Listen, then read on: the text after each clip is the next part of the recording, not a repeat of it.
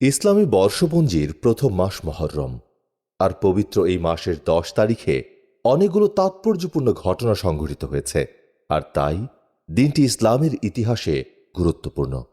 আর এই দিনটিকে আশুরা নামে অভিহিত করা হয়। কারবালার শোকাবহ পর্বটি ছাড়াও এই দিনে আরো বহু অলৌকিক ঘটনা সংঘটিত হয়েছে। এদিন হজরত আদম আলাইহিসসালামকে সৃষ্টি করা হয়েছে। এদিন হজরত আদম আলাইহিসসালামকে জান্নাতে প্রবেশ করানো হয়েছে। এদিন হজরত আদম আলাইহিসসালামের তওবা কবুল করা হয়েছে। হজরত নূহ আলাইহিসসালামের কিস্তি যদি পাহাড়ে ভিড়েছে এই দিনে। এই দিন হজরত ইব্রাহিম আলাইহিসসালাম জন্মগ্রহণ করেন। এদিন হজরত মূসা আলাইহিসসালাম ও তার সম্প্রদায় ফেরাউনের জুলুম ও নির্যাতন থেকে মুক্তি পান। ফেরাউন তার বিশাল বাহিনী সহ লোহিত সাগরে ডুবে ধ্বংস হয় এই দিনে। এই দিন হজরত আইয়ুব আলাইহিসসালাম রোগ থেকে মুক্তি পান। হজরত ইদ্রিস আলাইহিসসালামকে আসমানে ওঠানো হয় এই দিনে। এদিন হজরত সুলাইমান আলাইহিসসালাম বিশাল সাম্রাজ্যের অধিকারী হন। এদিন হজরত ইয়াকুব আলাইহিসসালাম দৃষ্টিশক্তি ফিরে পান। এদিন হজরত ইউসুফ আলাইহিসসালামকে হজরত জিব্রাইল আলাইহিসসালাম কূপ থেকে বের করেন। এদিন হজরত ইউনুস আলাইহিসসালাম মাছের পেট থেকে বের হন। এদিন হজরত ঈসা আলাইহিসসালাম জন্মগ্রহণ করেন। এদিন হজরত ঈসা আলাইহিসসালামকে আসমানে ওঠানো হয়। এদিন হজরত হুসাইন রাদিয়াল্লাহু তাআলা আনহু কারবালার প্রান্তরে শাহাদাত বরণ করেন। এই দিনে কারবালার প্রান্তরে মর্মান্তিক ও হৃদয় বিদারক ঘটনা সংঘটিত হয়। ইয়াজিদ বাহিনীর হাতে হজরত হুসাইন রাদিয়াল্লাহু তাআলা আনহুর শাহাদাত বরণ করার শোকাবহ ঘটনা দিনটিকে স্বতন্ত্র বৈশিষ্ট্য দান করে। আল্লাহ সুবহানাহু ওয়া তাআলা ও রাসূল প্রেমিক মুমিনদের জন্য কারবালার ঘটনা অত্যন্ত দুঃখজনক ও হৃদয় বিদারক ঘটনা। আরবি বর্ষ পরিক্রমার প্রথম মাস মহররম। এ মাসের 10 তারিখ মহানবী হজরত মুহাম্মদ সাল্লাল্লাহু আলাইহি সাল্লামের ওফাতের 50 বছর পর 61 হিজরিতে সংঘটিত হয় এ মর্মান্তিক ঘটনা। এদিনে মহানবী সাল্লাল্লাহু আলাইহি সাল্লামের প্রিয় নাতি ইমাম হুসাইন রাদিয়াল্লাহু তাআলা আনহু ও তাঁর পরিবার এবং বংশের 72 জন নির্মমভাবে শাহাদাত বরণ করেন। প্রিয় শ্রোতা, 10 মহররম আশুরার দিনে কারবালার প্রান্তে হজরত হুসাইন রাদিয়াল্লাহু তাআলা আনহুর উপর ইয়াজিদ বাহিনী কর্তৃক যে হৃদয় বিদারক নির্মম নির্যাতন সংঘটিত হয় এবং যে অধ্যায় মানব জাতির কলঙ্কময় অধ্যায় হিসেবে ইতিহাসকে কলুষিত করেছে, এখন আমরা আপনাদের সামনে তা তুলে ধরতে চেষ্টা করছি। 10 তারিখের রাত হল। কারবালার প্রান্তরে হজরত ইমাম হুসাইন রাদিয়াল্লাহু তাআলা আনহু তাঁর সফর সঙ্গীদের সবাইকে একত্রিত করলেন এবং বললেন, আমার প্রাণপ্রিয় সাথীরা, আমি তোমাদের সকলের প্রতি আন্তরিকভাবে সন্তুষ্ট। আমি সানন্দে তোমাদেরকে অনুমতি দিচ্ছি যে আজ রাতে তোমরা যে যেদিকে পারো চলে যাও। এই সব ইয়াজিদি বাহিনীর লোকেরা আমার রক্ত পিপাসু। এরা একমাত্র আমার রক্তেই পরিতৃপ্ত হবে। তোমরা চলে যাও, তোমাদের জান বেঁচে যাবে। কিন্তু তার সাথীদের মধ্যে একজনও যেতে রাজি হলেন না, বরং বললেন, এ নাজুক সময়ে আপনাকে শত্রুদের হাতে সোপর্দ করে কিভাবে চলে যেতে পারি? এরকম পরিস্থিতিতে যদি আপনাকে ফেলে আমরা চলে যাই, কাল কিয়ামতের মাঠে আমরা আল্লাহর রাসূল সাল্লাল্লাহু আলাইহি ওয়াসাল্লামকে কিভাবে মুখ দেখাবো?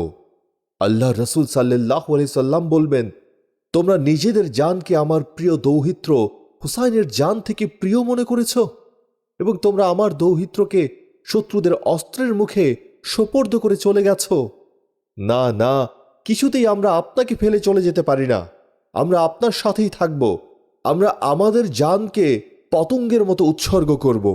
যখন কেউ যেতে রাজি হল না, তখন হজরত ইমাম হুসাইন রাদিয়াল্লাহু তাআলা আনহু বললেন, তাহলে শোনো, যদি তোমরা হুসাইনের সাথে থাকার জন্য দৃঢ় সংকল্প করো, তাহলে তোমরা ধৈর্য এবং আত্মবিশ্বাসে সীসা ঢালা প্রাচীরের মতো অটল হয়ে যাও।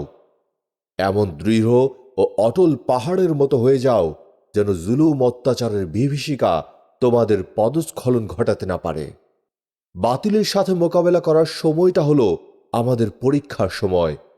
আল্লাহ তাআলা তার বান্দাদের থেকে পরীক্ষা নিয়ে থাকেন। এখন আমাদের সামনে মুসিবতের পাহাড়। সমস্ত দুঃখ দুর্দশা আমাদেরকে ধৈর্য সহকারে অতিক্রম করতে হবে। আল্লাহর রাস্তায় অটল থাকতে হবে এবং এভাবে অটল থেকে শাহাদাতের শরবত পান করতে হবে এবং ভবিষ্যৎ প্রজন্মের জন্য উদাহরণ রেখে যেতে হবে। হজরত ইমাম হুসাইন রাদিয়াল্লাহু তাআলা আনহুর কথা তার সাথীদের মধ্যে যথেষ্ট ধৈর্য শক্তি সৃষ্টি করল। তার সকল সাথী তার জন্য জান কুরবান করতে প্রস্তুত হয়ে গেলেন। তার সকল সাথী শাহাদাত বরণের জন্য অনুপ্রাণিত হয়ে গেলেন এবং ধৈর্য ও ত্যাগ স্বীকারের জন্য দৃঢ় পাহাড় হয়ে গেলেন। রাত একটু গভীর হলে হজরত ইমাম হুসাইন রাদিয়াল্লাহু তাআলা আনহু তার সাথীদেরকে বললেন, তোমরা কিছুক্ষণের জন্য বিশ্রাম করো। সকালবেলা আল্লাহর হুকুমে যা হওয়ার আছে তাই হবে। হজরত ইমাম হুসাইন রাদিয়াল্লাহু তাআলা আনহুর সাথীরা সবাই নিজ নিজ তাঁবুতে চলে গেলেন এবং তিনি নিজের তাঁবুতে কোরআন তেলাওয়াতে মগ্ন হলেন। কোরআন তেলাওয়াত করতে করতে তার তন্দ্রাভাব আসায় তিনি কিছুক্ষণের জন্য শুয়ে পড়লেন। তখন তিনি স্বপ্নে দেখলেন তার নানাজান নবী করিম সাল্লাল্লাহু আলাইহি সাল্লাম তাশরিফ এনেছেন এবং তার বুকে হাত রেখে বললেন, হে আল্লাহ, হুসাইনকে ধৈর্য ও পুণ্য দান করো। এবং হুসাইনকে আরো বললেন, তোমার ওপর যা হচ্ছে তা থেকে আমি বেখবর নই, আমি সব কিছু দেখছি। নানু, তোমার বিরুদ্ধে যারা তলোয়ার তীর ইত্যাদি নিয়ে এসেছে সকলেই আমার শাফায়াত থেকে বঞ্চিত। হুজুরে পাক সাল্লাল্লাহু আলাইহি সাল্লাম এটা বলে ইমাম হুসাইন রাদিয়াল্লাহু তাআলা আনহুর অন্তরকে ধৈর্য ও স্থিরতার খনি বানিয়ে চলে গেলেন। হজরত ইমাম হুসাইন রাদিয়াল্লাহু তাআলা আনহু ঘুম থেকে উঠে তার সাথীগণ এবং পরিবার পরিজনকে স্বপ্নের কথা শোনালেন। ফজরের নামাজের পর তিনি আল্লাহর কাছে প্রার্থনা করলেন, ইয়া আল্লাহ, আপনার রাস্তায় আমাকে অটল রাখুন। মাওলা, ধৈর্য এবং সহনশীলতা দান করুন। হে মাওলা, জুলুম অত্যাচারের ঝড় তুফান আমার উপর দিয়ে প্রবাহিত হতে পারে, আপনি আমাকে অটল থাকার তৌফিক দান করুন যেন জুলুম অত্যাচার আমাকে পদচ্যুত করতে না পারে। এভাবে তিনি মোনাজাত করছিলেন আর তার সাথীরা আমিন আমিন বলছিলেন। এদিকে পিপাসা কাতর আল্লাহর নেক বান্দাগণ ধৈর্য এবং সহনশীলতার জন্য আল্লাহর কাছে প্রার্থনা করছেন। অন্যদিকে ইয়াজিদের সৈন্যরা যুদ্ধের জন্য মহড়া দিচ্ছে। দুর্যোগের কালো মেঘে আকাশ ছেয়ে গেল। ইয়াজিদের সৈন্যরা লম্ফঝম্প দিতে লাগল। তাদের মধ্যে কতেক জাহান্নামী ঘোড়ায় সাওয়ার হয়ে হজরত ইমাম হুসাইন রাদিয়াল্লাহু তাআলা আনহুর তাঁবুর আশেপাশে চক্কর দিতে লাগল এবং গর্ব ও অহংকার ভরে হুঙ্কার দিয়ে বলতে লাগল, কোনো বীর বাহাদুর থাকলে আমাদের মোকাবেলায় আসো। এভাবে তারা মোকাবেলার জন্য আহ্বান জানাতে লাগল। ইতবৎসরে জালিমদের মধ্যে কেউ হজরত ইমাম হুসাইন রাদিয়াল্লাহু তাআলা আনহুর তাঁবুর দিকে তীর নিক্ষেপ করল।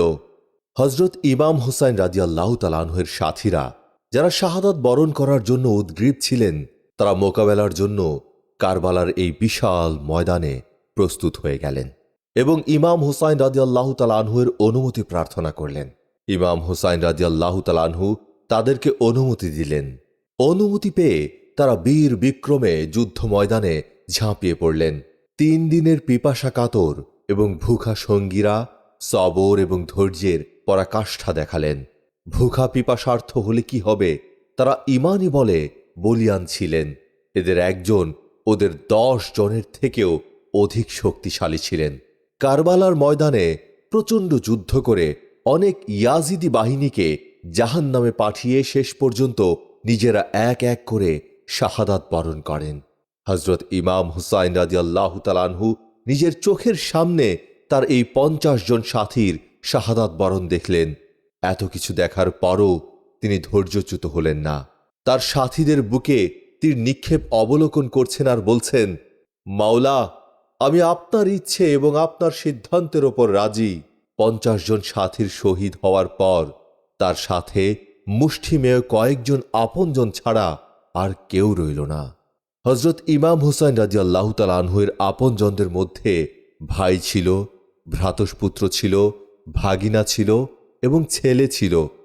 তিনি কাউকে কিছু না বলে ঘোড়ায় সাওয়ার হয়ে ইয়াজিদের সৈন্যদের সামনে গেলেন এবং বললেন, তোমাদের মধ্যে আহলে রসুল সাল্লাল্লাহু আলাইহি সাল্লামের সাহায্যকারী কেউ আছো কি? এই সংকটময় মুহূর্তে আওলাদ রসুল সাল্লাল্লাহু আলাইহি সাল্লামের সাহায্যকারী কেউ আছো কি? আহলে রসুল সাল্লাল্লাহু আলাইহি সাল্লামের সাহায্যকারী, বেহেশতে গমনের ইচ্ছুক কেউ আছো কি? হজরত ইমাম হুসাইন রাদিয়াল্লাহু তাআলা আনহুর এ আহ্বানে ইয়াজিদি বাহিনীর হুর বিন ইয়াজিদ বিয়াহির অন্তরে বিপ্লব শুরু হয়ে গেল। সেই ঘোড়ার ওপর অস্বস্তি বোধ ও ছটফট করতে লাগল। তার এই অবস্থা দেখে তার এক সঙ্গী জিজ্ঞাসা করল, হুর, কি হলো? তোমার এই অবস্থা কেন? তোমাকে বড়ই ব্যতিব্যস্ত দেখাচ্ছে কেন? আমি তোমাকে অনেক বড় বড় যুদ্ধ ময়দানে দেখেছি, কিন্তু কোনো সময় তোমাকে আমি এরকম অস্বাভাবিক অবস্থায় দেখিনি, কিন্তু এখন তোমার এই অবস্থা কেন? হুর বলল, কি বলবো, আমি আমার একদিকে দেখছি বেহেশত আর অন্যদিকে দেখছি দোজখ। মাঝখানে অস্বস্তিকর অবস্থায় পড়েছি এবং কি করব চিন্তা করছি। একদিক আমাকে দোজখের দিকে টানছে আর একদিক বেহেশতের দিকে আহ্বান করছে। এটা বলার পরপরই তিনি ঘোড়াকে চাবুক মেরে এক নিমেষে ইয়াজিদির বাহিনী থেকে এ বলে বের হয়ে গেল, যেতে হলে বেহেশতেই যাব। শত্রু বাহিনী থেকে বের হয়ে হুর জোর গলায় বলল, দেখো, জাহান্নাম থেকে আল্লাহওয়ালা বের হচ্ছে। একজন বের হয়ে আসার দ্বারা হজরত ইমাম হুসাইন রাদিয়াল্লাহু তাআলা আনহুর বাহিনীর মধ্যে উল্লেখযোগ্য কোনো পরিবর্তন হল না, আর ইয়াজিদি বাহিনীরও হাজারের মধ্যে একজন চলে যাওয়ায় তেমন কোনো ক্ষতি হল না। কিন্তু আসল কথা হল, হুর ছিল বেহেশতি, অবস্থান করেছিলেন দোজখীদের সাথে। হজরত ইমাম হুসাইন রাদিয়াল্লাহু তাআলা আনহু তার আধ্যাত্মিক দূরদৃষ্টি দ্বারা অবলোকন করলেন যে জান্নাতি দোজখীদের মধ্যে অবস্থান করছে। তাই হজরত ইমাম হুসাইন রাদিয়াল্লাহু তাআলা আনহু ডাক দিলেন। তার ডাকটা ছিল হুরের ইয়াজিদি বাহিনী থেকে বের হয়ে আসার একটা উপলক্ষ মাত্র। হজরত ইমাম হুসাইন রাদিয়াল্লাহু তাআলা আনহু এর দ্বারা তার বেহেশতের রাস্তা পরিষ্কার হয়ে গেল।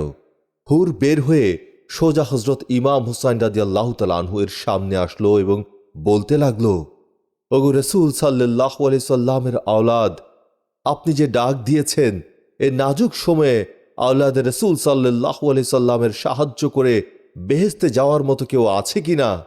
আমি সেই ডাকে সাড়া দিয়ে ইয়াজিদি বাহিনী থেকে বের হয়ে এসেছি। আমি যদি আজ আপনার সাহায্যার্থে জান কুরবান করি, তাহলে সত্যিই কি আপনার নানা জান সাল্লাল্লাহু আলাইহি সাল্লাম এর শাফায়াত নসিব হবে? উত্তর হজরত ইমাম হুসাইন রাদিয়াল্লাহু তাআলা আনহু বললেন, ইনশাআল্লাহ। হুর বললেন, আপনি আমার জন্য দোয়া করুন, আল্লাহ তাআলা যেন আমার বিগত দিনের পাপ মাফ করে দেন এবং আমার গড়িমসিকে ক্ষমা করে দেন। আমি আপনার পক্ষে জান কুরবানি করার জন্য যাচ্ছি। এ বলে হুর কোমর থেকে তলোয়ার বের করে ইয়াজিদি বাহিনীর সামনে গেলেন। হুরকে দেখে ইয়াজিদি বাহিনীর সেনাপতি আমর বিন সাদ সৈন্যদেরকে বলল, দেখো, হুর ছিল আমাদের বাহিনীর সেনাপ্রধান। সে এখন আমাদের শত্রুদের সাথে হাত মিলিয়েছে। সে আমাদের সাথে বিশ্বাসঘাতকতা করেছে। তোমরা তাকে এমন শিক্ষা দাও যেন ভবিষ্যৎ প্রজন্মের জন্যে শিক্ষণীয় হয়ে থাকে। এরপর ইয়াজিদি বাহিনী চারদিক থেকে আক্রমণ শুরু করল। হজরত হুরও এমন জোরে আক্রমণ শুরু করে দিলেন যে ইয়াজিদি বাহিনীর জন্য যেন খোদার গজব নাজিল হল। শেষ পর্যন্ত তিনি ক্ষত বিক্ষত হয়ে শাহাদাত বরণ করেন। হজরত হুরের শাহাদাতের পর হজরত ইমাম হুসাইন রাদিয়াল্লাহু তাআলা আনহুর সামনে হজরত আকিলের বংশধর হজরত মুসলিমের ভাই আব্দুল্লাহ বিন আকিল রাদিয়াল্লাহু তাআলা আনহু এসে দাঁড়ালেন এবং অনুমতি প্রার্থনা করলেন। হজরত ইমাম হুসাইন রাদিয়াল্লাহু তাআলা আনহু তাকে বুকে জড়িয়ে ধরলেন এবং কপালে চুমু দিয়ে অনুমতি দিলেন।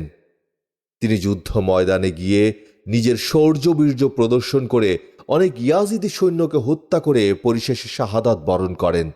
যুদ্ধের মাঠে তাঁরা যে বীর বিক্রমের পরিচয় দিয়েছেন তা কারবালার মাটিতে চিরস্মরণীয় হয়ে রয়েছে।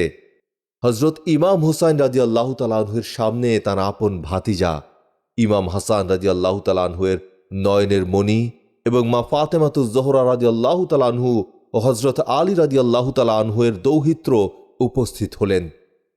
তিনি যুদ্ধে গমনের জন্য অনুমতি প্রার্থনা করলেন।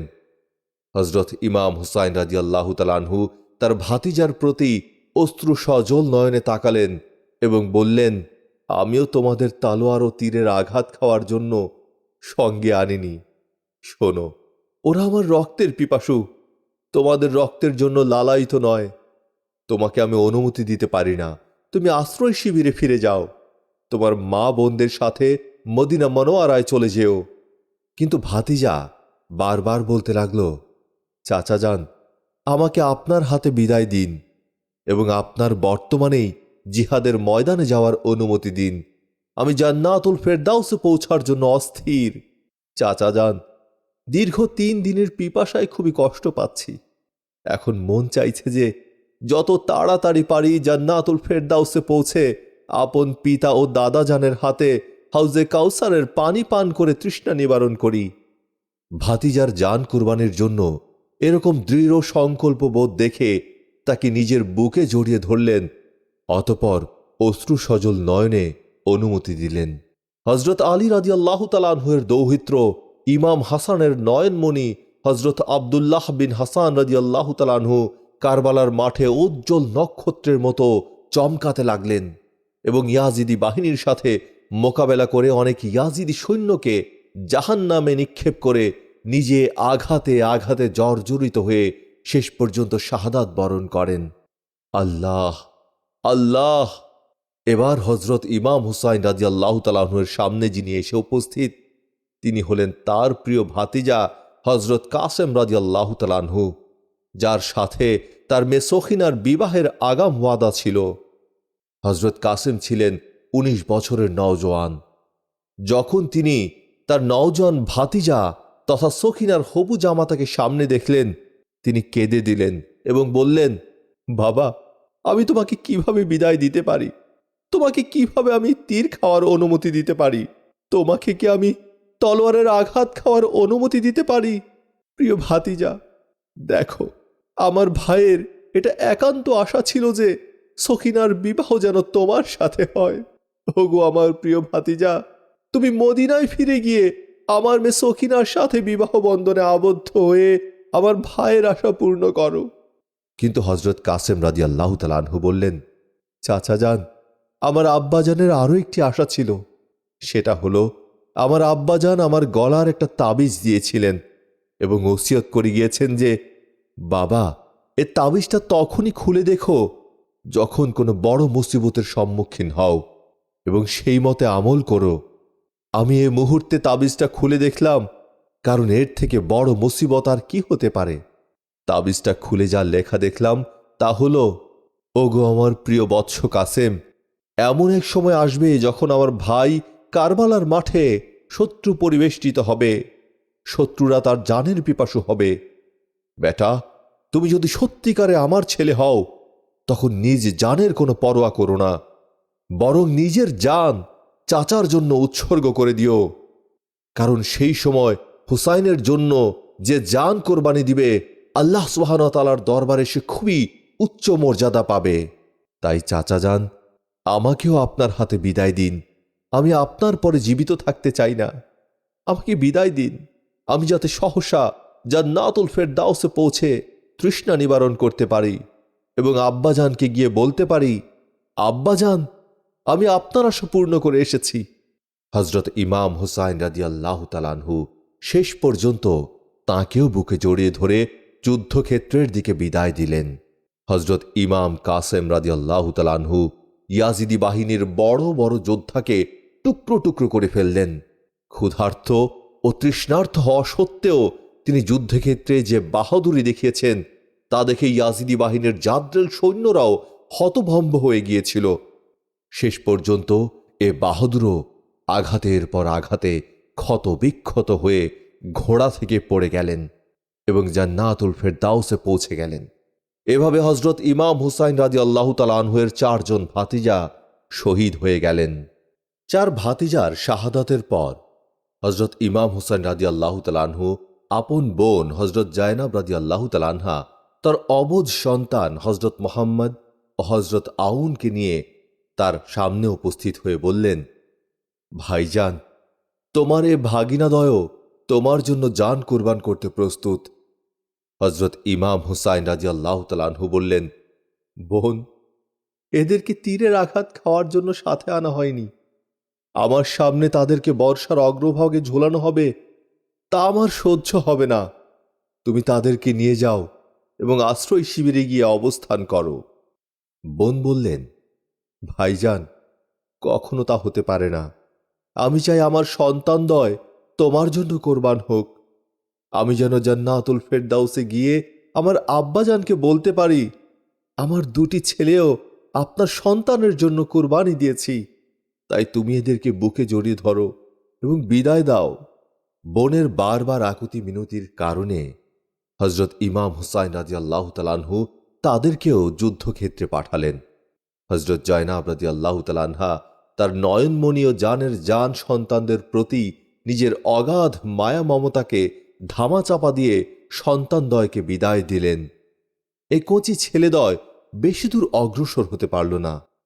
ইয়াজিদি বাহিনীর জালিমেরা এসে তাদের বর্ষার অগ্রভাগে উঠিয়ে নিল।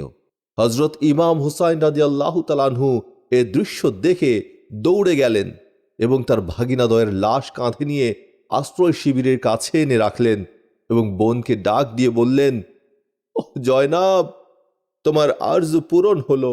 তোমার সন্তানদ্বয় জান্নাতুল ফেরদাউসে পৌঁছে তাদের তৃষ্ণা নিবারণ করছে।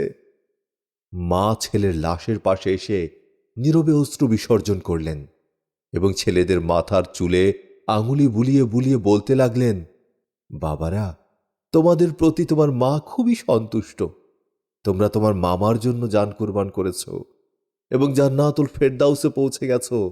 হজরত ইমাম হুসাইন রাদিয়াল্লাহু তাআলা আনহু বোনের হাত ধরে এক প্রকার জোর করে বোনকে নিয়ে তাঁবুতে প্রবেশ করলেন। সেখানে গিয়ে আরও এক দৃশ্য দেখলেন। তার 6 মাসের দুগ্ধপোষ্য সন্তান হজরত আলী আসগর তৃষ্ণায় ছটফট করছিল এবং তার জিহ্বা বের হয়ে গিয়েছিল। ছেলের মা বললেন, বাচ্চার এই অবস্থা আমি আর সহ্য করতে পারছি না। মুখ দিয়ে ওর কোনো আওয়াজ বের হচ্ছে না। যে কোনো প্রকারে ওর জন্য একটু পানি সংগ্রহ করুন। হজরত আব্বাস রাদিয়াল্লাহু তাআলা আনহু পাশে দাঁড়িয়েছিলেন। তিনি এ কথা শুনে একেবারে ব্যাকুল হয়ে পড়লেন এবং বললেন, ভাইজান, আমাকে অনুমতি দাও। আমি এ মুহূর্তে গিয়ে ফোরাত নদী থেকে পানি নিয়ে আসি এবং সেই পানি পান করিয়ে এ বাচ্চার তৃষ্ণা নিবারণ করি। হজরত ইমাম হুসাইন রাদিয়াল্লাহু তাআলা আনহু বললেন, ভাই, একটু সবর করো। এ তৃষ্ণা জান্নাতুল ফেরদাউসে গিয়ে নিবারণ করবে। কিন্তু আব্বাস রাদিয়াল্লাহু তাআলা আনহু বললেন, ভাই, বড় পরিতাপের বিষয়। আমাদের বর্তমানে একটি মাসুম শিশু এভাবে তৃষ্ণায় মারা যাবে, তা কখনো হতে পারে না। আমরা কি সেই শেরে খোদার আওলাদ নই, যিনি খায়বারের বৃহৎ দরজা হাতের উপর তুলে নিয়েছিলেন? আমি কোনো বাধা মানতে রাজি নই। এ মুহূর্তে পানি নিয়ে এসে এ মাসুম বাচ্চার তৃষ্ণা মেটাবো।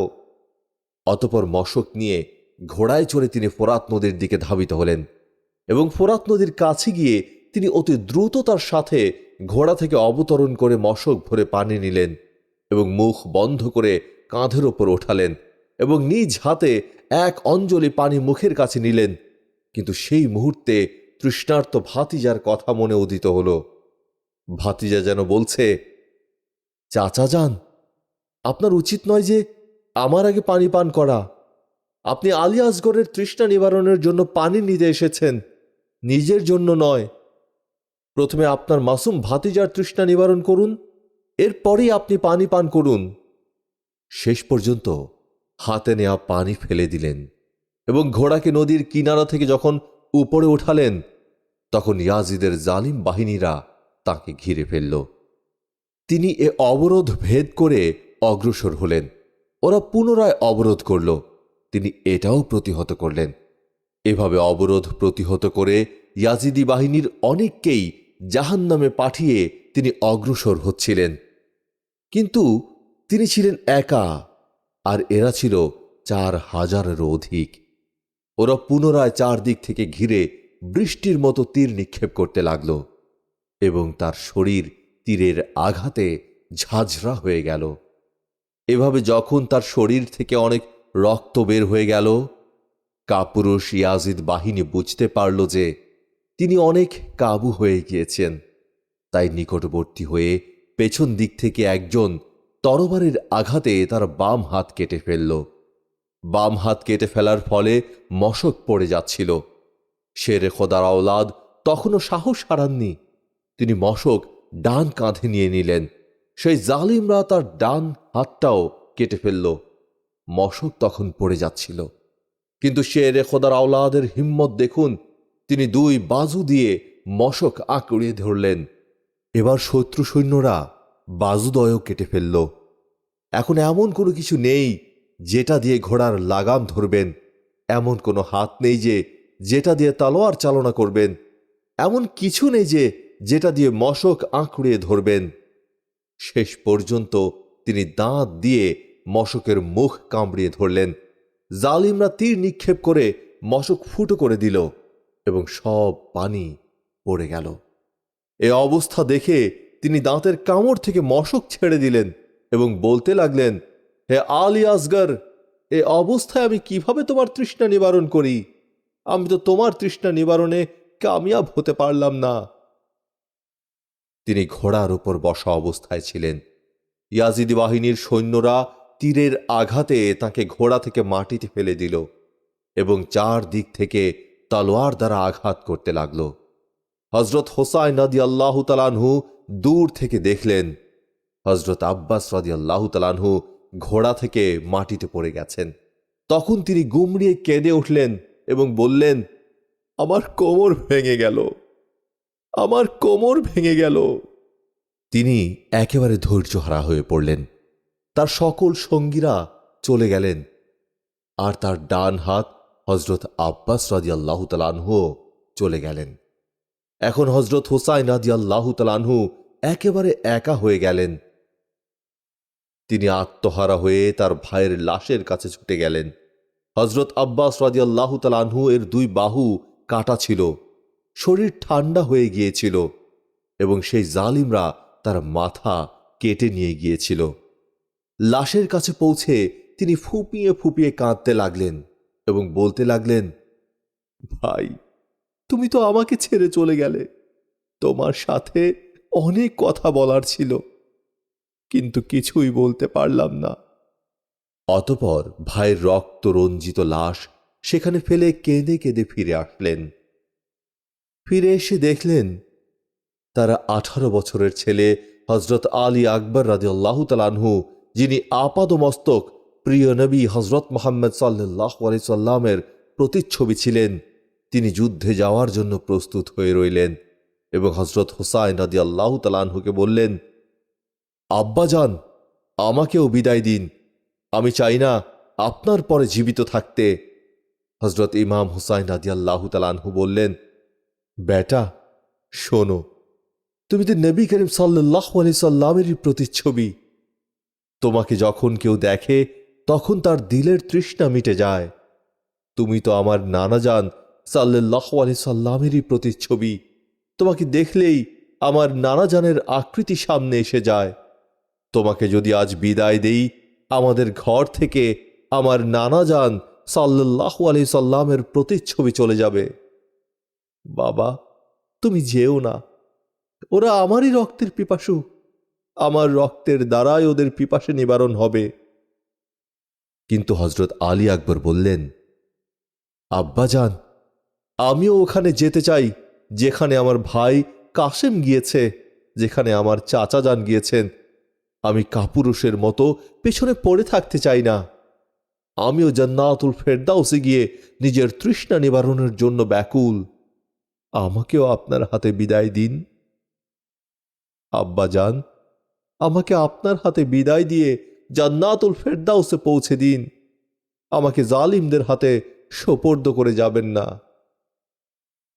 হজরত ইমাম হুসাইন রাদিয়াল্লাহু তাআলা আনহু শেষ পর্যন্ত বাধ্য হয়ে তার 18 বছরের ছেলেকে বুকে জড়িয়ে ধরলেন এবং বিদায় দিলেন। হজরত আলী আকবর রাদিয়াল্লাহু তাআলা আনহু রওনা হলেন। আল্লাহ আল্লাহ, ইনি কে যাচ্ছেন? হজরত মোহাম্মদ মুস্তাফা সাল্লাল্লাহু আলাইহি সাল্লামের প্রতিচ্ছবি যাচ্ছেন। হজরত হুসাইন রাদিয়াল্লাহু তাআলা আনহুয়ের জানের জান যাচ্ছেন। ইনি আলী আকবর নন, সরকারে দো আলম হজরত মুস্তাফা সাল্লাল্লাহু আলাইহি সাল্লামের নয়নমণি যাচ্ছেন। ইনি হজরত ফাতেমাতুজ জোহরা রাদিয়াল্লাহু তাআলা আনহুয়ের বাগানের ফুল যাচ্ছেন। ইনি হুজুরে পাক সাল্লাল্লাহু আলাইহি সাল্লামের বাগানের ফুলের কলি যাচ্ছেন। আল্লাহ আল্লাহ। হজরত আলী আকবর যেতে যেতে পড়তে লাগলেন, আমি আলী আকবর, হুসাইন রাদিয়াল্লাহু তাআলা আনহুয়ের বেটা, যে হুসাইন রাদিয়াল্লাহু তাআলা আনহু হজরত আলী মুর্তজা রাদিয়াল্লাহু তাআলা আনহুয়ের বংশধর। আমরাই হলাম আহলে বায়াত, রাসূল খোদা সাল্লাল্লাহু আলাইহি সাল্লামের সবচেয়ে প্রিয় বংশধর। এ শের পড়তে পড়তে ইমাম আলী আকবর সামনে অগ্রসর হলেন এবং ইয়াজিদ বাহিনীর সামনে গিয়ে বললেন, আমার দিকে লক্ষ্য করো, আমি হুসাইন রাদিয়াল্লাহু তাআলা আনহুয়ের সন্তান, আলী আকবর আমার নাম। হে নবী করিম সাল্লাল্লাহু আলাইহি সাল্লামের ঘরকে উজাড়কারী, হযরত ফাতেমা রাদিয়াল্লাহু তাআলা আনহুয়ের বাগানের ফুল ও কলিসমূহকে কারবালার উত্তপ্ত বালিতে ছিন্ন ভিন্নকারী, আমার রক্ত দ্বারা তোমাদের হাতকে রঞ্জিত করো, আমার প্রতিও তীর নিক্ষেপ করো। হযরত ইমাম আলী আকবর রাদিয়াল্লাহু তাআলা আনহু আরও বললেন, জালিমদের সাহস নেই এ নওজোয়ানের প্রতি তীর নিক্ষেপ করার বা ওশি চালনার। আমর বিন সাদ নিজ সৈন্যকে বলল, হে কাপুরুষ, তোমাদের কি হলো? 70 একেও বর্ষায় উঠিয়ে নাও। আমি প্রতিশ্রুতি দিচ্ছি যে সকলের আগে এ নওজোয়ানকে হত্যা করতে পারবে, আমি ওকে মোসুলের রাজত্ব প্রদান করব। এমন কোনো ব্যক্তি আছো কি যে মোসুলের শাসক হতে চায়, মোসুলের রাজত্ব পেতে চায়? তারেক বিন শীশ নামক এক বাহাদুর পালোয়ান ব্যক্তি ছিল। ওর মনে আমরের কথায় প্রভাব সৃষ্টি করল এবং সে আগে বাড়ল এবং মনে মনে বলল, দেখি ভাগ্যে মোসুলের গভর্নরগিরি আছে কিনা। সে তীর হাতে নিয়ে হজরত আলী আকবর রাদিয়াল্লাহু তাআলা আনহুকে লক্ষ্য করে এগিয়ে গেল। হজরত ইমাম আলী আকবর রাদিয়াল্লাহু তাআলা আনহু দৃঢ় স্তম্ভের মতো দাঁড়িয়ে রইলেন। যখনই সে কাছে আসলো, হজরত ইমাম আলী আকবর রাদিয়াল্লাহু তাআলা আনহু ঘোড়াকে ফিরিয়ে ওর পেছনে এসে গেলেন এবং এমন জোরে আঘাত হানলেন যে এক পলকে ওর মাথাকে শরীর থেকে বিচ্ছিন্ন করে দিলেন।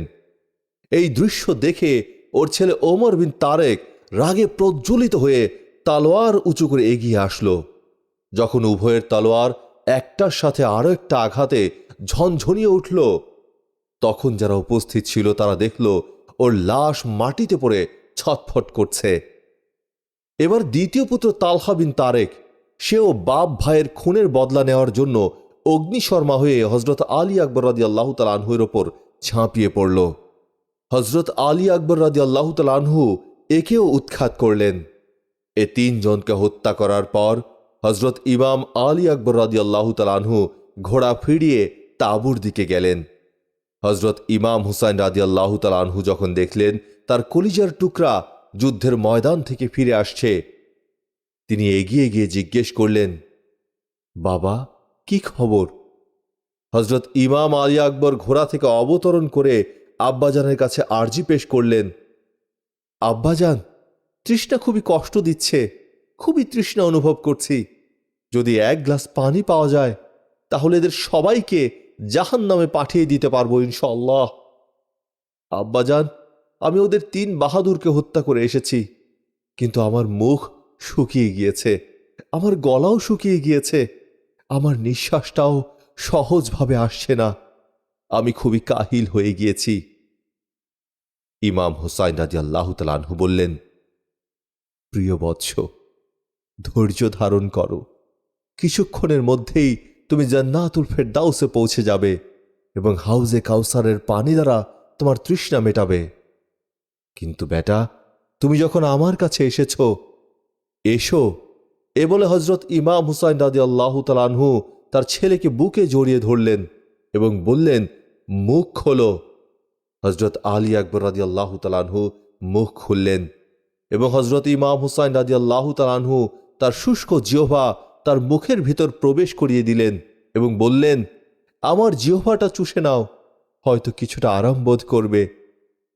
হজরত আলী আকবর রাদিয়াল্লাহু তাআলা আনহু তার আব্বার জিভ চুষলেন। জিভ চুষে কিছুটা আরাম বোধ করলেন। এরপর হজরত ইমাম আলী আকবর রাদিয়াল্লাহু তাআলা আনহু পুনরায় যুদ্ধের ময়দানের দিকে এগিয়ে গেলেন।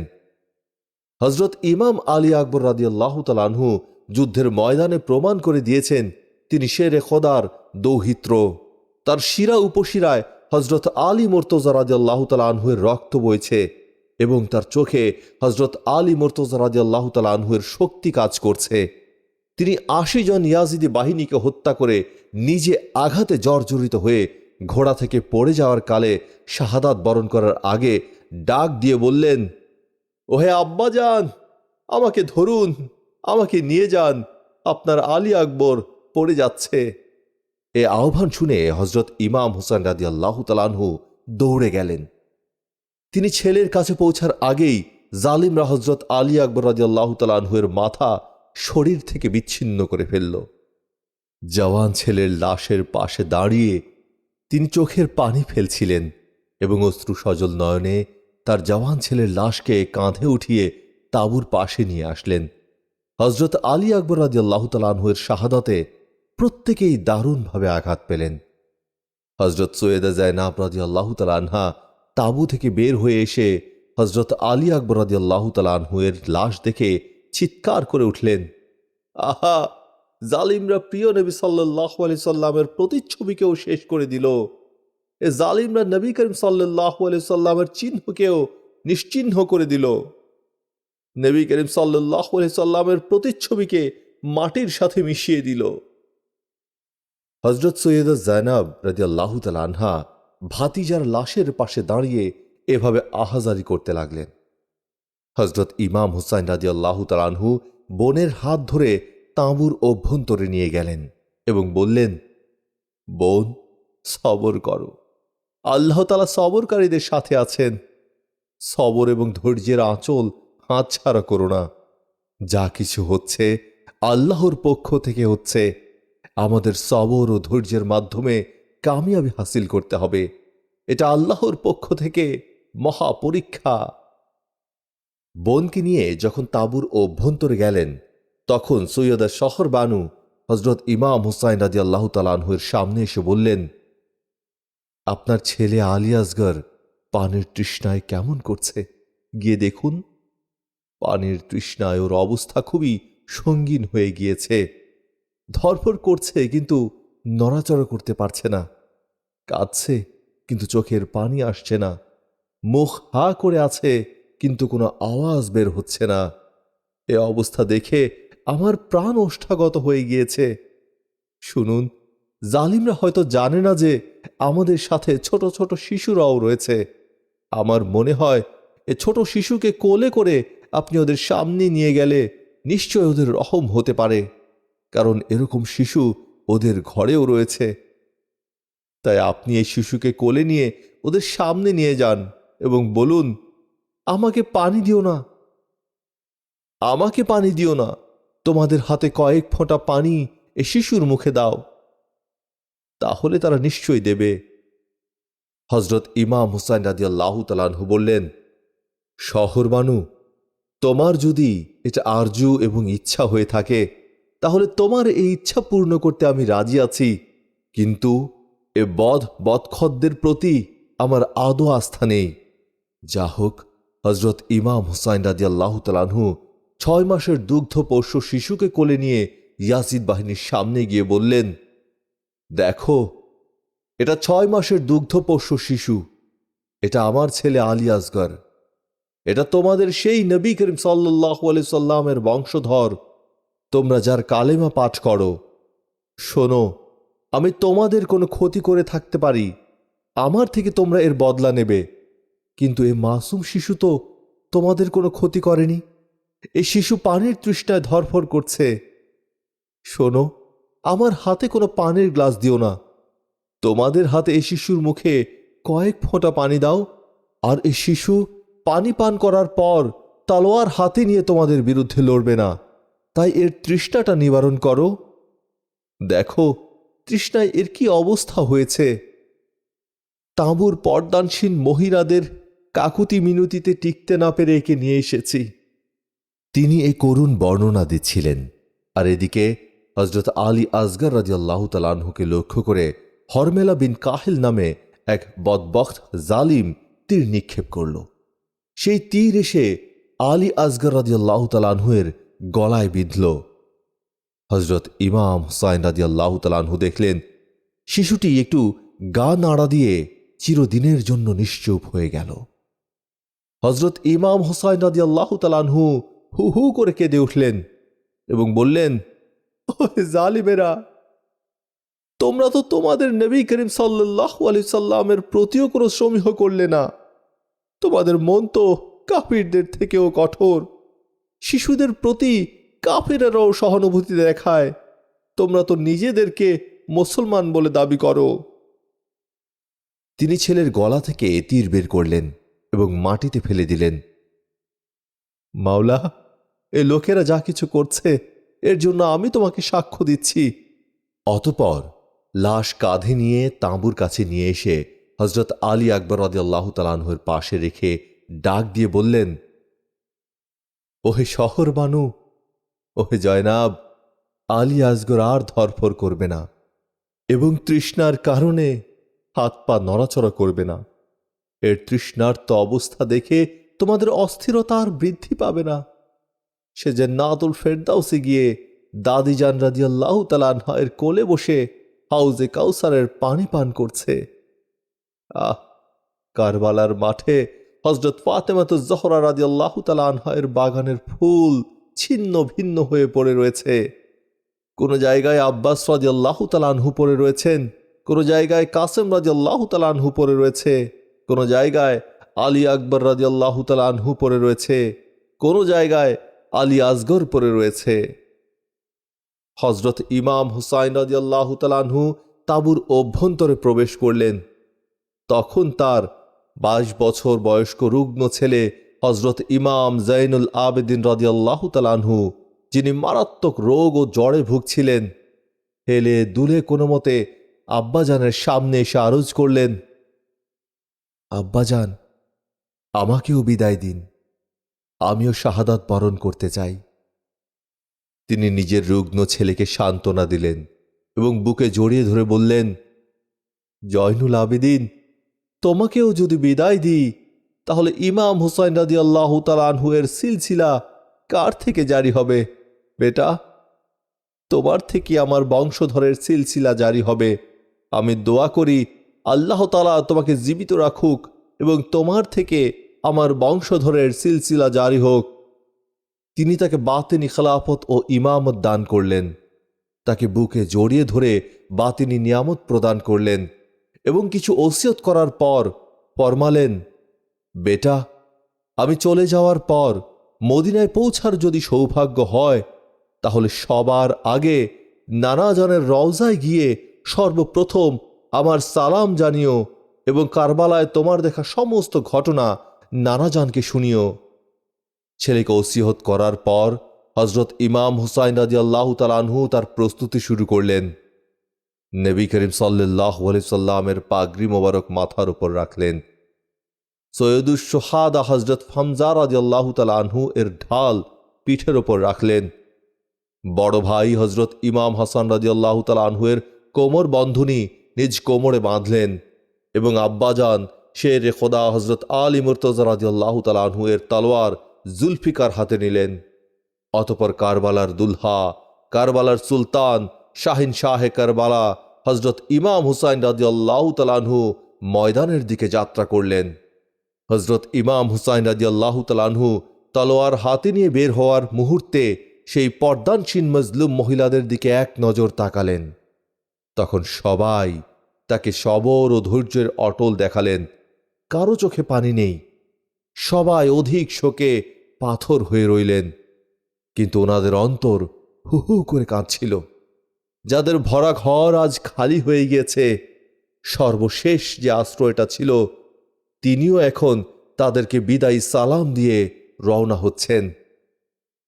হজরত ইমাম হুসাইন রাদিয়াল্লাহু তাআলা আনহু এক একজনকে সম্বোধন করে বললেন, শহর বানু, আমার আখির সালাম গ্রহণ করো। রবাব, হুসাইন রাদিয়াল্লাহু তাআলা আনহু এর চেহারা দেখে নাও, সম্ভবত এ চেহারা তোমার নসিব আর নাও হতে পারে। জয়নাব, তোমার ভাই যাচ্ছে। জয়নাব, তুমি খায়বার যুদ্ধ বিজয়ীর কন্যা, তুমি ধৈর্যশীলা ফাতেমাতুজ জোহরা রাদিয়াল্লাহু তাআলা আনহার কন্যা, তুমি সর্বশ্রেষ্ঠ সবরকারী সাল্লাল্লাহু আলাইহি সাল্লামের আওলাদ। সবর ও ধৈর্যের আঁচল হাতছাড়া করো না। দেখো, এমন কোনো কাজ করো না যা দ্বারা আল্লাহ ও তার রাসূল নারাজ হয়।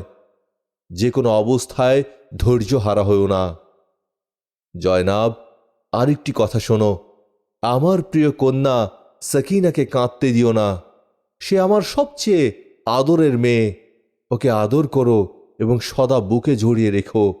আমি যাচ্ছি, তোমাদেরকে আল্লাহর কাছে সোপর্দ করলাম।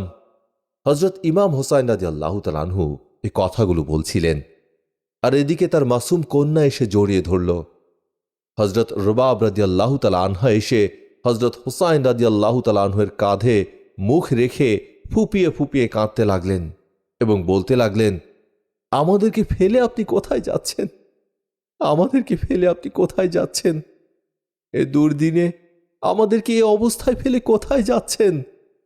জালিমদের হাতে আমাদের সোপর্দ করে কোথায় যাচ্ছেন? আমাদের পরিণাম কি হবে? এ পশুরা আমাদের সাথে কি আচরণ করবে? হজরত হুসাইন রাদিয়াল্লাহু তাআলা আনহু বললেন, আল্লাহ তাআলা তোমাদের সাথে আছেন। তোমরা আল্লাহর নবী সাল্লাল্লাহু আলাইহি সাল্লামের আওলাদ, আহলে বায়াতের অন্তর্ভুক্ত। আল্লাহ সুবহানাহু ওয়া তাআলা তোমাদের ইজ্জত সম্মানের হেফাজতকারী। হজরত ইমাম হুসাইন রাদিয়াল্লাহু তাআলা আনহু সবাইকে ধৈর্য ধারণ করার জন্য তাগিদ দিলেন, কিন্তু নিজে অধৈর্যের চূড়ান্ত পর্যায়ে পৌঁছে গিয়েছিলেন। তবুও একান্ত কষ্টে আত্মসংবরণ করে হজরত ইমাম হুসাইন রাদিয়াল্লাহু তাআলা আনহু ঘর থেকে বের হয়ে নিজের ঘোড়ার কাছে আসলেন এবং যে মাত্র ঘোড়ায় আরোহণ করতে যাচ্ছিলেন, সে মুহূর্তে হজরত সৈয়দা জায়নাব রাদিয়াল্লাহু তাআলা আনহা মাথায় পর্দা দিয়ে বের হয়ে আসলেন এবং বললেন, ভাইজান, যে মায়ের তুমি দুধ পান করেছ, আমিও সে মায়ের দুধ পান করেছি। আমিও হজরত আলী মুর্তজা রাদিয়াল্লাহু তাআলা আনহু এর কন্যা। ভাইজান, তুমি সবাইকে ঘোড়ায় আরোহণ করিয়ে ময়দানে পাঠিয়েছ, কিন্তু তোমাকে আরোহণ করানোর মতো এখন আর কেউ নেই। তাই এ মজলুম বোন তোমাকে ঘোড়ায় আরোহণ করাবে। আমি তোমার ঘোড়ার লাগাম ধরলাম, তুমি আরোহণ করো। হজরত হুসাইন রাদিয়াল্লাহু তাআলা আনহু ঘোড়ায় আরোহণ করে ময়দানের দিকে যাত্রা শুরু করলেন। হজরত ফাতেমাতুজ জোহরা রাদিয়াল্লাহু তাআলা আনহার নয়নমণি ইয়াজিদি বাহিনীর সামনাসামনি হতে চলছেন। নবী করিম সাল্লাল্লাহু আলাইহি সাল্লামের দৌহিত্র পরিবারের সবার শাহাদাত বরণ করার পর নিজে শাহাদাত বরণ করতে চলেছেন। আল্লাহ আল্লাহ! হজরত হুসাইন রাদিয়াল্লাহু তাআলা আনহু ইয়াজিদি বাহিনীর সামনে গিয়ে বললেন, দেখো আমি কে। আমি জান্নাতের যুবকদের সর্দার। আমি ওই হুসাইন যাকে রাসূল পাক সাল্লাল্লাহু আলাইহি সাল্লাম চুমু খেয়েছেন এবং ফরমাতেন, এটা আমার ফুল। আমি ওই হুসাইন রাদিয়াল্লাহু তাআলা আনহু যার মা হযরত ফাতেমাতুজ জোহরা রাদিয়াল্লাহু তাআলা আনহা। আমি ওই হুসাইন রাদিয়াল্লাহু তাআলা আনহু যার পিতা হযরত আলী মুর্তজা রাদিয়াল্লাহু তাআলা আনহু খায়বার বিজয়ী। আমি ওই হুসাইন রাদিয়াল্লাহু তাআলা আনহু যার নানা আল্লাহর নবী খাতেমুল আম্বিয়া হযরত মুহাম্মদ মুস্তাফা সাল্লাল্লাহু আলাইহি সাল্লাম। আমি ওই হুসাইন রাদিয়াল্লাহু তাআলা আনহু যখন আল্লাহর নবী সাল্লাল্লাহু আলাইহি সাল্লাম সেজদারত অবস্থায় থাকতেন, আমি পিঠের ওপর সাওয়ার হয়ে যেতাম। তখন তিনি সেজদাকে দীর্ঘায়িত করতেন। ওহে নবী করিম সাল্লাল্লাহু আলাইহি সাল্লামের ঘর উচ্ছেদকারীরা, ফাতেমাতুজ জোহরা রাদিয়াল্লাহু তাআলা আনহার বাগানের ফুলকে ছিঁড়ে ছিন্ন ভিন্ন করে কারবালার উত্তপ্ত বালিতে নিক্ষেপণকারীরা, এসো আমার রক্তের দ্বারাও তোমাদের হাতকে রঞ্জিত করো। কি দেখছো? আমার পেছনে আর কেউ নেই, একমাত্র আমিই রয়েছি। এগিয়ে এসো। তখন ওরা তলোয়ার খাপ থেকে বের করে তীর উত্তোলন করে এগিয়ে আসলো। কিন্তু হজরত ইমাম হুসাইন রাদিয়াল্লাহু তাআলা আনহু যখন খাপ থেকে তলোয়ার বের করে ওদের ওপর আক্রমণ করলেন, তখন ওরা মেষের পালের মতো পালাতে লাগল। হজরত ইমাম হুসাইন রাদিয়াল্লাহু তাআলা আনহু এমন বিদ্যুৎ বেগে ওদের ওপর তলোয়ার চালাতে লাগলেন যে ওদের শরীর থেকে মাথা ছিন্ন হয়ে এমনভাবে পতিত হতে লাগল যেন শীতকালে বৃক্ষের পাতা ঝরে পড়ে। হজরত ইমাম হুসাইন রাদিয়াল্লাহু তাআলা আনহু অল্প সময়ের মধ্যে লাশের স্তূপ করে ফেললেন। তিনি নিজে তীরের আঘাতে জর্জরিত এবং 3 দিনের তৃষ্ণায় কাতর হওয়া সত্ত্বেও তার তলোয়ার জুলফিকার তখন সেই নৈপুণ্য দেখিয়ে যাচ্ছিল যেভাবে বদরের যুদ্ধে দেখিয়েছিল। বদরের যুদ্ধে এ তলোয়ার যখন হজরত আলী রাদিয়াল্লাহু তাআলা আনহু এর হাতে ছিল এবং চালানো হচ্ছিল, তখন অদৃশ্য থেকে আওয়াজ আসছিল, আলী রাদিয়াল্লাহু তাআলা আনহু এর মতো যেমন কোনো জওয়ান নেই, তেমন জুলফিকারের মতো কোনো তলোয়ার নেই। এখনো সেই তলোয়ার সেই নৈপুণ্য দেখাচ্ছিল। মোট কথা, হজরত ইমাম হুসাইন রাদিয়াল্লাহু তাআলা আনহু লাশের স্তূপ করে ফেলেছেন। ইয়াজিদি বাহিনীকে কেটে কেটে মাটি রঞ্জিত করে ফেললেন। একদিকে তিনি যেমন অনেক ইয়াজিদি সৈন্যকে কচুকাটা করলেন, অন্যদিকে তারাও হজরত ইমাম হুসাইন রাদিয়াল্লাহু তাআলা আনহুকে আঘাতে আঘাতে জর্জরিত করে ফেলল। নিজেদের মারাত্মক পরিণতির কথা উপলব্ধি করে আমর বিন সাদ নির্দেশ দিল, সবাই মিলে 4 দিক থেকে ওনাকে লক্ষ্য করে তীর নিক্ষেপ করো। নির্দেশ মতো ইয়াজিদি বাহিনী নবী করিম সাল্লাল্লাহু আলাইহি সাল্লামের দৌহিত্রকে 4 দিক থেকে ঘিরে বৃষ্টির মতো তীর নিক্ষেপ করতে লাগল। ফলে 4 দিক থেকে তীর এসে হজরত ইমাম হুসাইন রাদিয়াল্লাহু তাআলা আনহুকে আঘাত করতে লাগল। কোনোটা ঘোড়ার গায়ে লাগছিল, কোনোটা তার নিজের গায়ে পড়ছিল। এভাবে যখন তীরের আঘাতে তার পবিত্র শরীর ঝাঁঝরা হয়ে ফিনকি দিয়ে সারা শরীর থেকে রক্ত বের হতে লাগল, তখন তিনি বারবার মুখে হাত দিয়ে বললেন, বদবখত, তোমরা তো তোমাদের নবী করিম সাল্লাল্লাহু আলাইহি সাল্লামের লিহাজও করলে না। তোমরা নবী করিম সাল্লাল্লাহু আলাইহি সাল্লামের বংশধরকে হত্যা করেছ। এভাবে যখন তিনি আরেকবার মুখের ওপর হাত দিলেন, তার চোখের সামনে আরেকটি দৃশ্য ভেসে উঠল। তিনি দেখতে পেলেন নবী করিম সাল্লাল্লাহু আলাইহি সাল্লাম হাতে একটি বোতল নিয়ে দাঁড়িয়ে আছেন। হজরত আলী মুর্তজা রাদিয়াল্লাহু তাআলা আনহু ও হজরত ফাতেমাতুজ জোহরা রাদিয়াল্লাহু তাআলা আনহাও পাশে দাঁড়িয়ে আছেন এবং বলছেন, হুসাইন, আমাদের দিকে তাকাও, আমরা তোমাকে নিতে এসেছি। হজরত ইমাম হুসাইন রাদিয়াল্লাহু তাআলা আনহু এর কাপড় রক্তে ভিজে যাচ্ছিল, আর হুজুরে পাক সাল্লাল্লাহু আলাইহি সাল্লাম সেই রক্ত বোতলে ভরে নিচ্ছেন এবং বলছিলেন, হে আল্লাহ, হুসাইনকে পরম ধৈর্য ধারণের ক্ষমতা দান করো। আল্লাহ আল্লাহ, নবী করিম সাল্লাল্লাহু আলাইহি সাল্লামের দৌহিত্র নিজের রক্তে রঞ্জিত হয়ে গেলেন। শরীর থেকে রক্ত বের হয়ে গিয়ে একেবারে রক্ত শূন্য হয়ে গেলেন এবং আঘাতে আঘাতে জর্জরিত হয়ে ঘোড়া থেকে পড়ে গেলেন।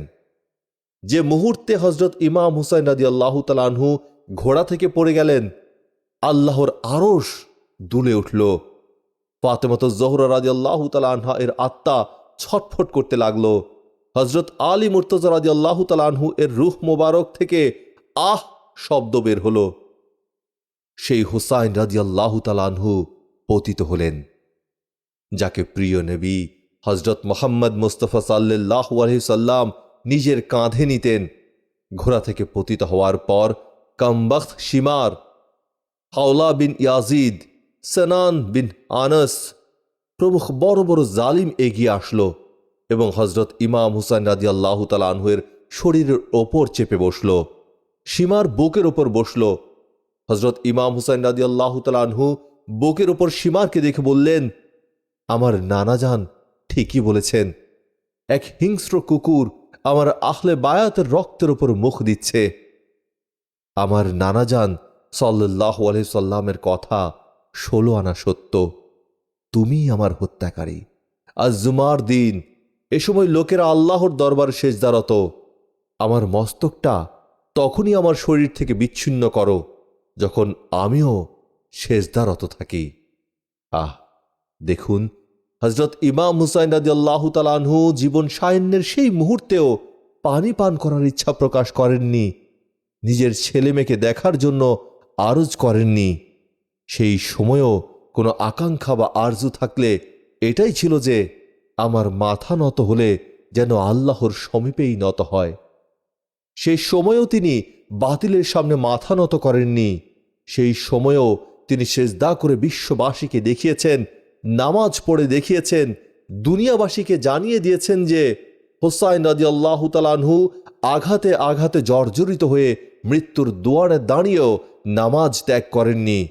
তিনি দুনিয়াবাসীকে এটাই যেন বলতে চেয়েছেন, আমাকে যদি ভালোবাসো আমার জিন্দিগি থেকে শিক্ষা গ্রহণ করো।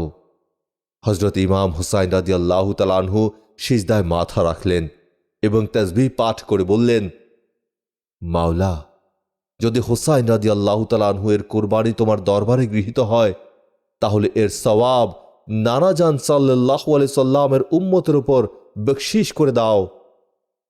হজরত ইমাম হুসাইন রাদিয়াল্লাহু তাআলা আনহু এর মস্তক মোবারক যখন শরীর থেকে বিচ্ছিন্ন করে ফেলল, তখন তার ঘোড়া স্বীয় কপালকে তার রক্তে রঞ্জিত করল এবং দৌড়ে চলে যেতে লাগল।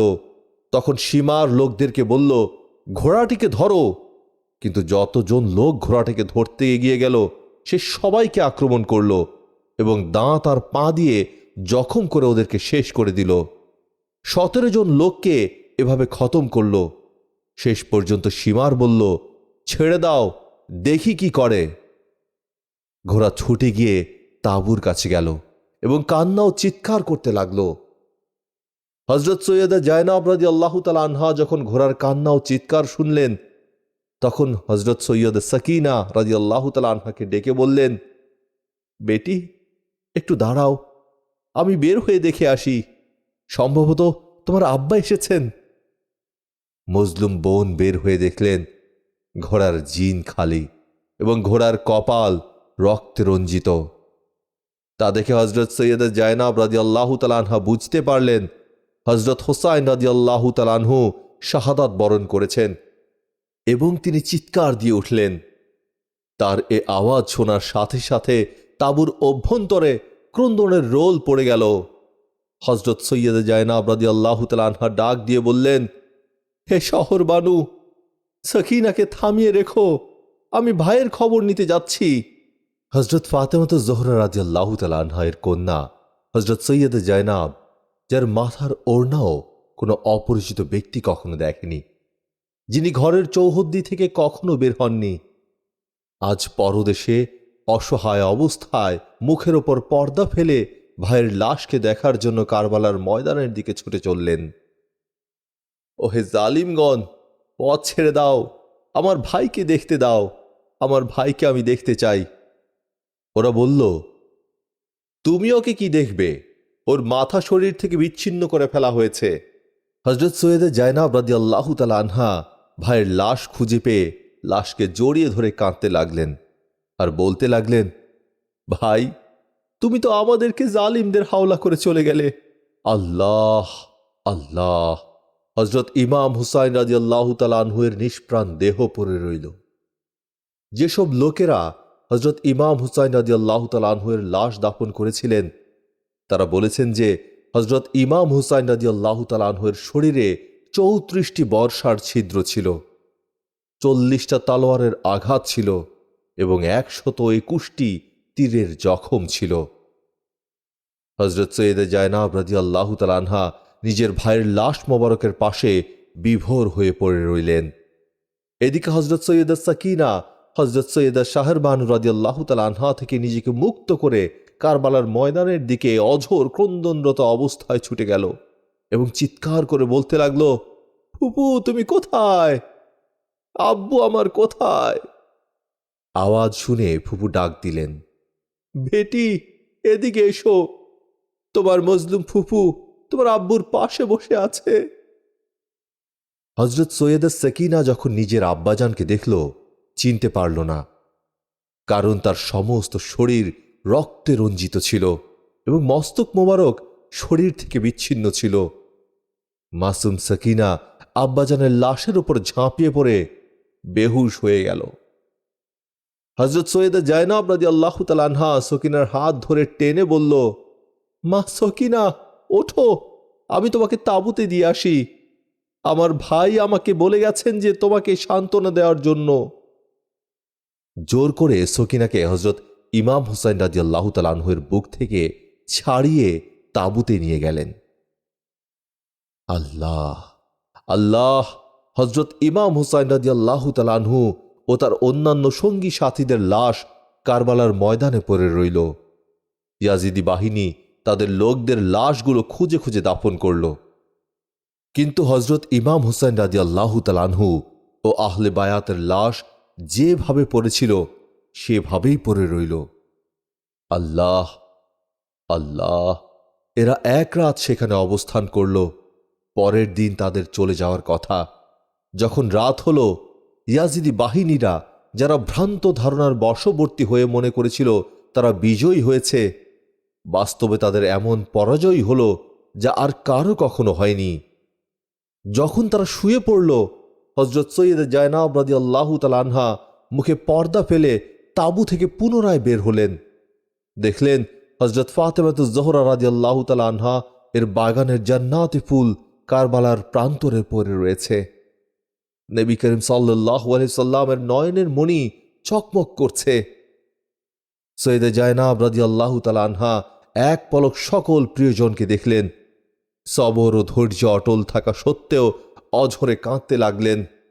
কাঁদতে কাঁদতে এক একজনকে দেখে দেখে শেষে ভাইয়ের লাশের পাশে আসলেন এবং বললেন, ওগো আমার ভাই, আমি অসহায়, অপারগ, ভিনদেশের মুসাফির।